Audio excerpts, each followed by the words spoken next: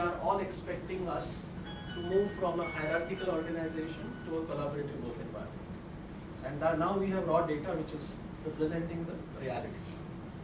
And the third one, as I said in my earlier point, flexibility of an organization is the key. They want control. They are willing to do anything that is needed to be done, but they need flexibility at the core. So the more flexible an organization, when I say flexible, it is not about compromising, it is about looking at things differently. The same objective can be accomplished in multiple ways. You may not, or the millennial may not like one way, but you can still tell him, okay, these are 2 or 3 more options. Take any one that you like. That's what we mean by flexibility. So it's about training and development practices. Today India is still heavily dependent on instructor-led mode. We are already seeing in our organizations a huge adoption of e-learning, virtual classes, and micro-learning practices happening. Healthcare, that's a big area again. Next generation, as I said in my earlier point, they may not stick to one organization for longer duration, and healthcare costs will, as always, keep increasing. So they would want their employer to assist them with adequate healthcare options, so that in the eventuality of someone, either themselves or their family member, being ill, the healthcare coverage comes to their support. Right? And workplace flexibility I have already covered. And I have taken this data from Deloitte and from Randstad. Are we okay? Is it making sense to the group here? Yeah. Any questions? Yes. Anup sir, when you say sir. Yes. When you say the organizations are going to be giving more flexibility to its employees, does it mean that we are looking at leaner and thinner organizations in the time to I'll come? cover that again. Okay. Give me some time. Sure. Okay. We'll have a Q&A session. I'm not having too many slides. We want it to be more interactive. Furthermore, there are 3 more segments which I have covered through information. One is the compensation, communication, and the last one is incentives and promotions. This is all market surveys. Nothing is from my pocket. Okay. But if you see, it tells you what's coming our way in the future.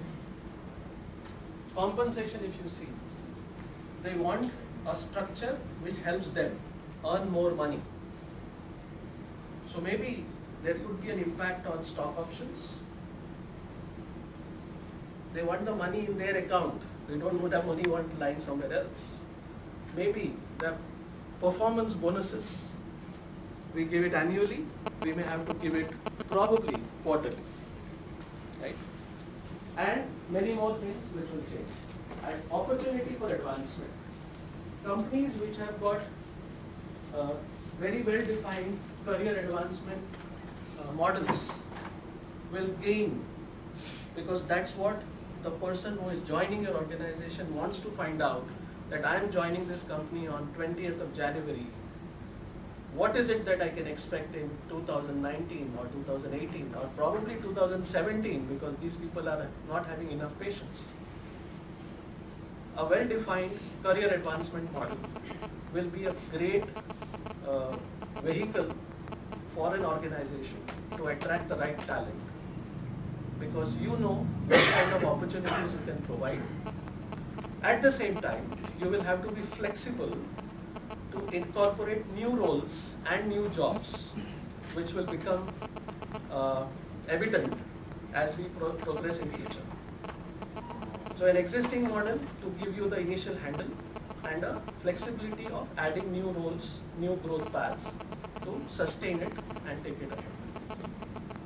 Okay. Meaningful work. Like I said, very, very objective oriented expectations.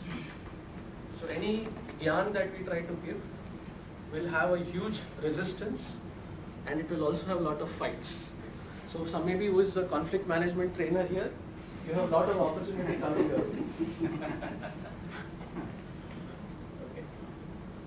Communication, as you can see, We are already into it. All of us have smartphones, Facebooks, Twitter, LinkedIn, blah, blah, blah, activated. The generation that I am talking about, my daughter teaches me how to operate an iPhone. I didn't know I can take a photograph of the iPhone screen. She taught me on Sunday. So they have grown up with technology. So they will expect that this same environment is replicated even at the workplace. And that's what the second graphic is indicating. Right? So email, collaboration, Facebook, etc., etc., etc., all is going to be an expectations. Look at this one. This is interesting. Now it is not necessary to be a higher title owner to work hard or say that I am working hard. It can be a person at a junior level just starting his career, but he is willing to sweat as much as all of us put together to get that objective. And look at the percentage around it, 31%, which is good. Imagine I have that 31% in my current workforce. I will really, really scale up in next 2 years like anything. Because they don't look at time. They don't look at weekends. They just want to work. If the rest of the factors are enabled properly, I don't have a problem in getting them on board because they are willing to put any amount of time. Right? On the right hand side, if you see,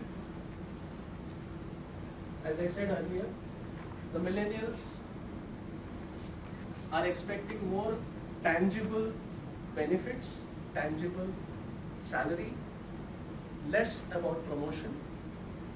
They don't consider or they will not consider promotion as the only criteria of growth. They are still okay, and if you see the percentage, it's a huge percentage, 47% of the population are expecting cash rewards and bonuses, and 27% expecting promotions. So again, as I said in the earlier part, the compensation practices, the way you structure the salaries, that will also need to go through a change. Right? Make sense? Last slide on the market stats, digital expectations. On the left, we might have most of it at home. Now they want it at the workplace. Yeah. And the right hand side, how have companies adjusted or adapted to this upcoming challenge? So this is mostly a data from Randstad, which I could find on the net. You see there is a classification of well-performing companies and underperforming companies. And the companies which are well-performing, the attributes that are mentioned is the enablement of technology in the form of virtual reality, augmented reality wearables. There was a longer slide, I had to cut it for the purpose of fitting it into my slide. Right? So this is an impact which some companies are already seeing, and they are also seeing the benefit by adjusting and adapting new technologies into the workplace.